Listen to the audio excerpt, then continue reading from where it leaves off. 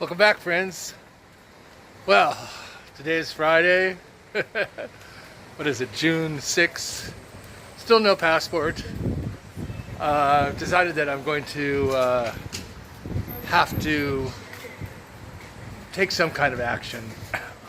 If on Tuesday it still hasn't arrived, I'm going to resend my passport photo, my new passport photo, along with that letter that they sent me asking for a new photo. If you remember, it's because I had a problem because I sent in an old photo. For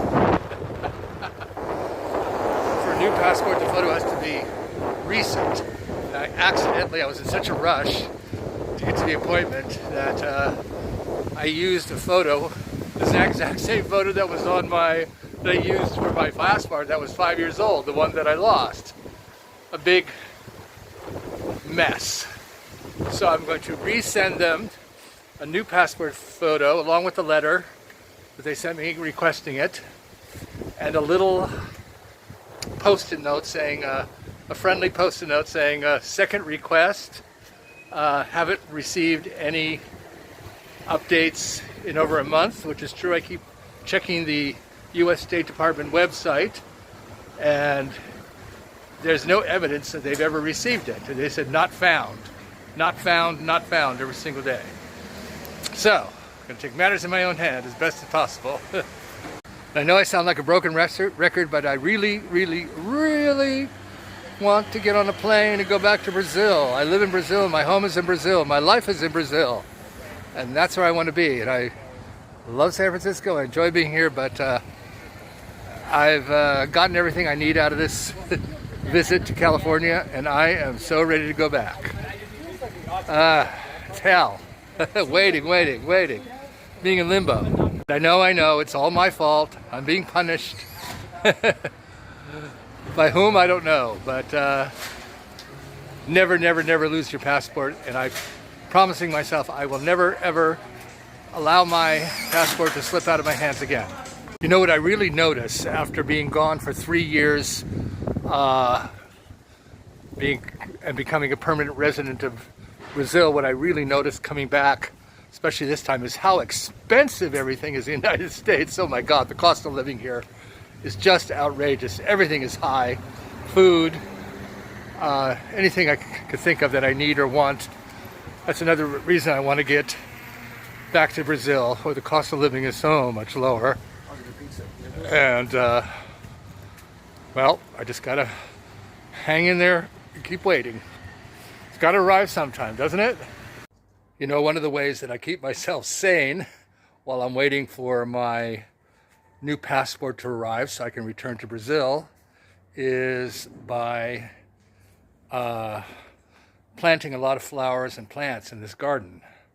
I know it's all temporary. I could get my passport tomorrow and I'd be back on a plane, but meanwhile, maintaining this garden and keeping it looking good is kind of helped maintain my sanity while I wait, because I am feeling restless. That's normal state for me, but I am really ready to get back to Brazil. But meanwhile, I have the garden, and then after I putter around in the garden for a while, I head out and go for a long walk, and then I come home and I read and or watch YouTube. So that's how I'm passing the days. In Brazil, after Carnival, the second most popular festival is called São João, and June is the month of São João in Brazil. São João is big, especially in the northeast of Brazil where I live. The city of Salvador has great São João, and so does the smaller city where I've been living, Santo Antônio de Jesus, has a very big São João. It's not my favorite kind of music. It's kind of the equivalent of country western music. But it's lively, and there's lots of other things, the food, the dance. It's very festive. I hope that my passport arrives in time for me to get back to Brazil. During this month of June, the best festivities happen around the 3rd and 4th week of June. So still got a ways to go until that happens. Hopefully I'll be there for it to happen, to experience it. Although I've experienced São João many times, it's one of those things that's a big part of the calendar in Brazil, and I would prefer not to miss it. And isn't this a great church? It was once a Lutheran church, but now it has been transformed into a Buddhist temple. Very San Francisco. A nice landmark here in my neighborhood, just 1 block from not my house. It used to be my house, but from where I'm staying. Look at this, right next to the Buddhist church. Part of the same complex is this Victorian, but it looks like there was a fire. It must have happened before I got back here. What a shame, but you know, it'll be restored, because you can't knock down Victorians in San Francisco, so it'll be restored. And look at this really cute blue Victorian right next to it. You know, when I'm walking down the street and I see California golden poppies, the California state flower, it brightens my mood. I'm doing my best to keep up my spirits while I'm waiting. Far worse places to be stuck in the world than San Francisco. Actually, San Francisco is a great place to be stuck, waiting for something, kind of feeling in limbo. But if I have to be in limbo, let it be in San Francisco. And of course, it's San Francisco's many Victorians that always cheer me up when I go out for a walk. They're so beautiful. Look at the architecture, the details on these houses. Uniquely San Francisco. Look at that, another beautiful Victorian. This is South Van Ness Avenue, and it's lined with Victorians. Look at that one. All of them are beautiful, different colors. They're well planted, lots of flowers, lots of details. Gosh, look at that white one there. That with all the details.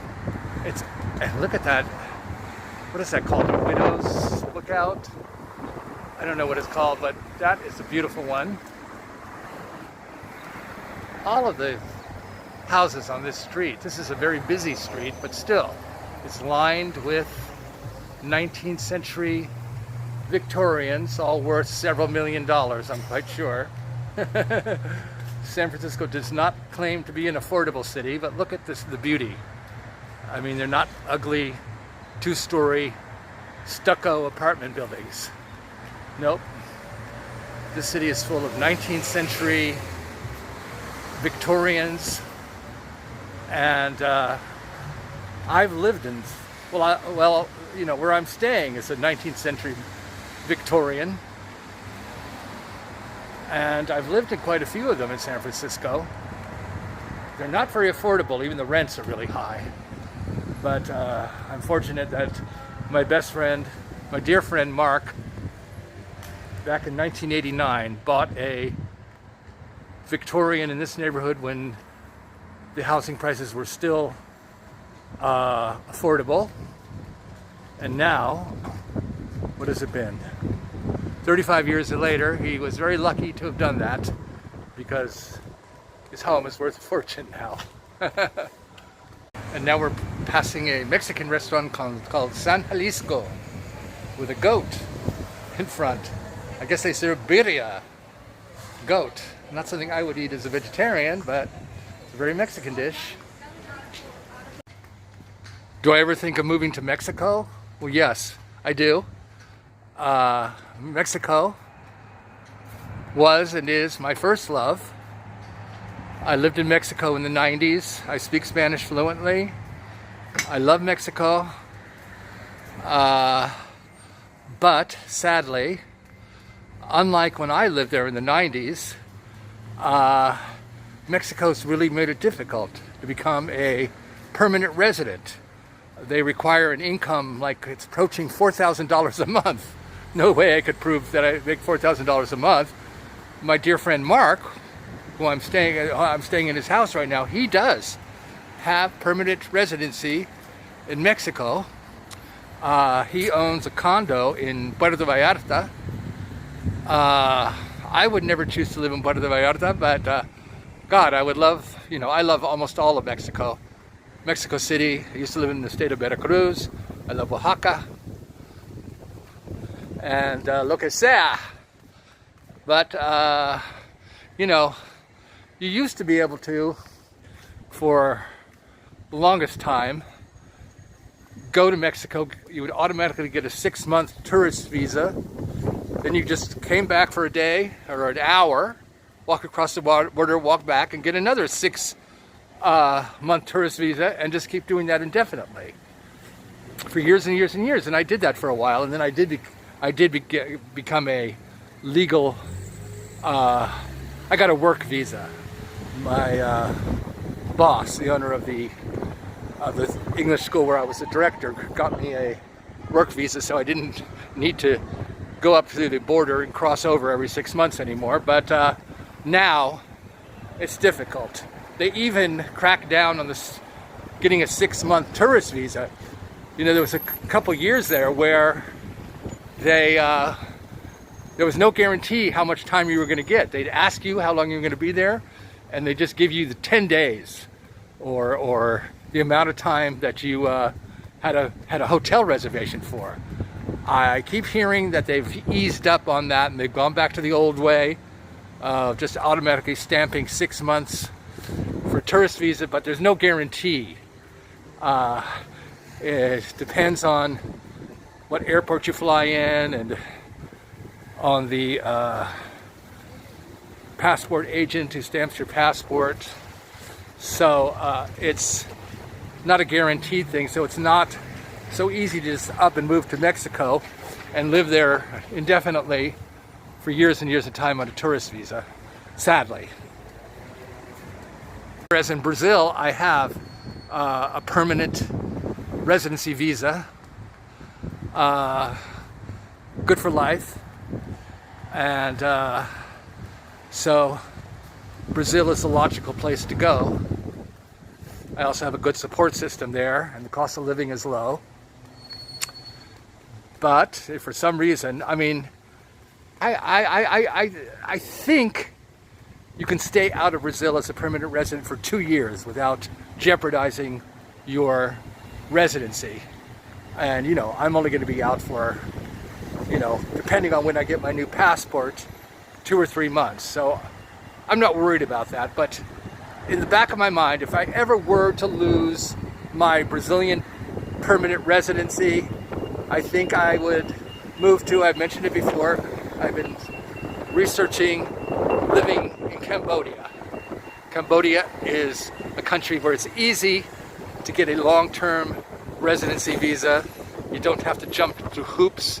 You don't have to marry anybody. You don't have to be a millionaire. It's just, I don't smoke.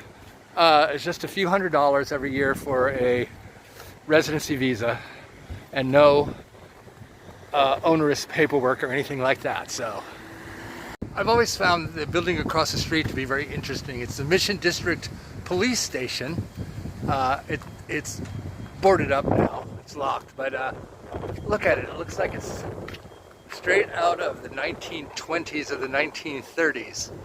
And I could just imagine a Bonnie and Clyde character or one of those gangster types from the 30s being held in the jail there. I'd love to go inside and see what it looks like. I'm sure it's very evocative.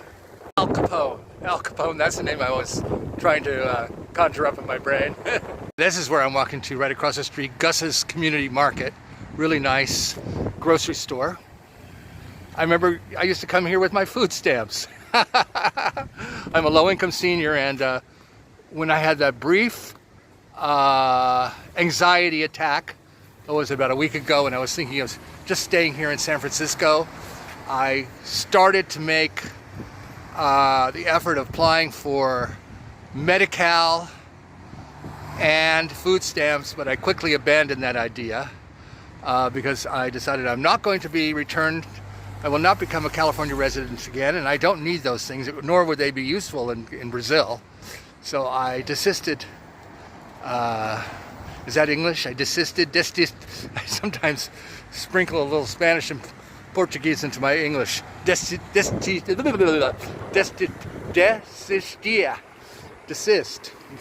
Abandon the idea.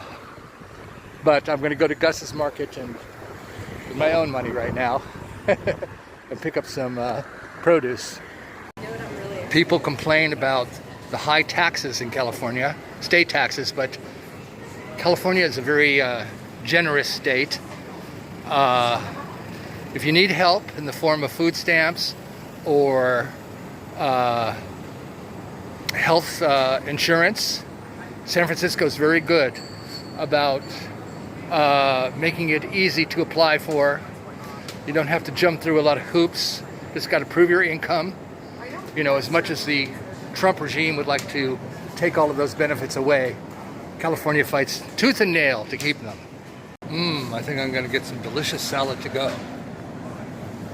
Oh my God, this supermarket, this grocery store is eye-wateringly expensive. That's San Francisco. And as I'm walking down the street, this block-long mural is a reminder of Brazil. It's a mural of Carnival. Carnival in Latin America. Very colorful, very evocative. I love it. Very San Francisco. The whole block-long mural depicts Carnival in Latin America. So, one way or another, I get my reminders of Brazil and of Latin America here in San Francisco.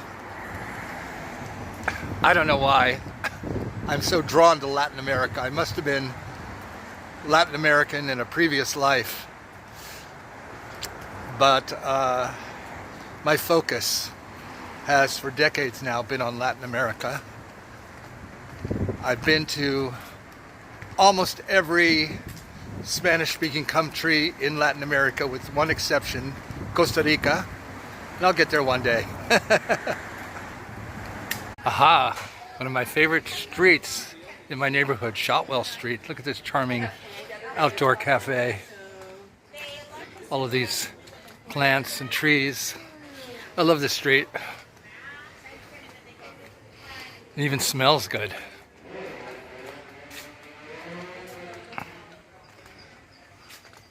Hey, what's happening up here?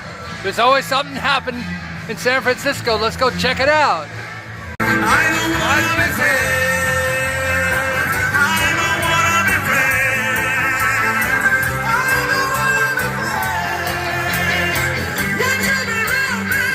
And there's more happening on this side street. I love it. Very San Francisco.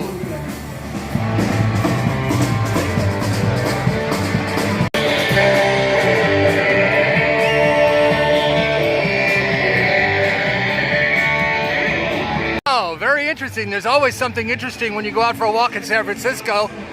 Apparently this is happening all over the Mission District. And there's another band playing right up here. And there's a map showing all the different locations in the neighborhood where you can see live music today. God, I love this city. And in case you didn't know, pot is legal in the state of California. And I've been taking advantage because it's definitely not legal in Brazil. I'm gonna stop at one of the many pot stops in the city. There's like almost one on every block, especially in this neighborhood. And interesting everything's gotten a lot more expensive in the United States in the 3 years that I've been gone, except for pot. It's actually gotten cheaper.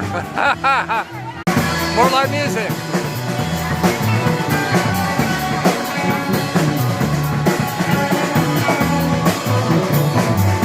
And I think a nice head high would go very well with all this live music. Another happen place in the hood. Wow, it's very busy today on this Saturday. Porch Fest. Join us for Year 7 of free live music on the porches of the Misses District in San Francisco. Cool. And here's where it's happening in all these different locations. And then here in my neighborhood. And I guess it's happening here too. Yeah. And here's my neighborhood pot shop, Mission Cannabis Club. I think I'll stop in. This musical festival calls for a nice head high. Well, in theory, pot was decriminalized in Brazil. I think it was about a year ago, but decriminalized doesn't mean it's legal. There are no places to legally buy pot. And if you're caught, you have to declare yourself a habitual user, I think it's called. You're addicted, even though pot is not addictive. So I would never risk using pot in Brazil, especially as a foreigner. I don't want to jeopardize anything, but when I'm here in California, I take advantage of the fact that it's very, very legal and easy to get. And this little container of pot here, these are gummies, tastes like candy, only cost $16 for 20. Very civilized, if you ask me. Okay, well, thanks for joining me today. It's Saturday. Have a great weekend. See y'all soon. Beijos. Ciao.